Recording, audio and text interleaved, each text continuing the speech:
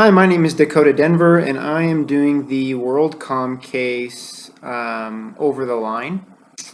Before I get started, I did want to show a quick little joke here. I appreciate it.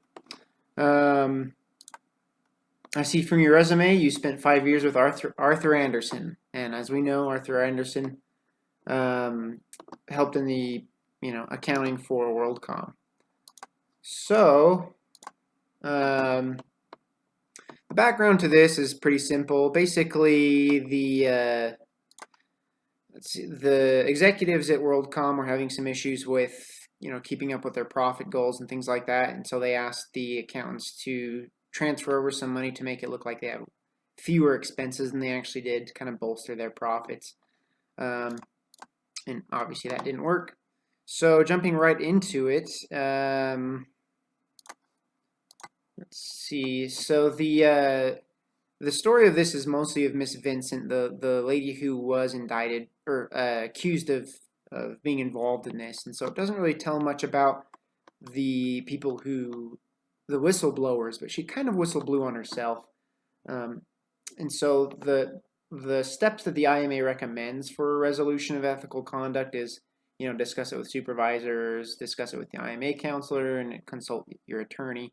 And she actually did do pretty much all of these things, but like a little too little too late. She discussed it with her supervisor, and they talked about it a lot and knew it was a bad thing, and they threatened to quit. And I guess they didn't necessarily talk to the IMA counselor, but they definitely consulted with their attorneys, and but that was kind of after this happened, so it was too late for them. What they should have done is, after the discussing with the supervisor, they knew that it wasn't good, and they were really worried about it. They should have called the IMA helpline to discuss it with them, and then talk to an attorney right after instead of wait so long as they did. Let's see. And then as far as how the Badarko or whoever that guy is, how that applies to this case, as well, as they didn't follow us super well.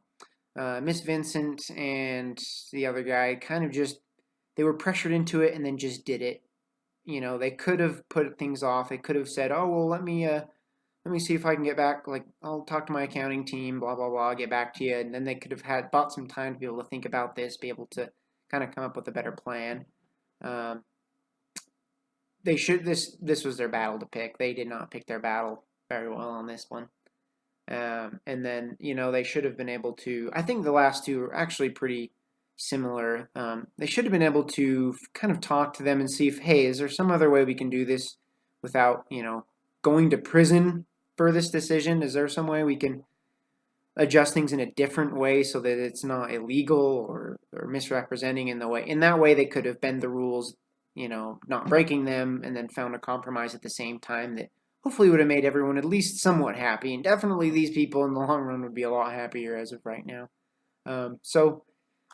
Miss Vincent, really, the sad thing is she did like whistleblow. She ended up going and talking to the SEC and kind of blew the lid off of this thing, but it was, she had done all this, and so it was more of like out of guilt and things like that. So it's really, this person could have actually been a hero in a different circumstance, which would have been an interesting turn of events, but unfortunately, she let that ethical dilemma go the wrong way and wasn't able to come back from it. So, thank you.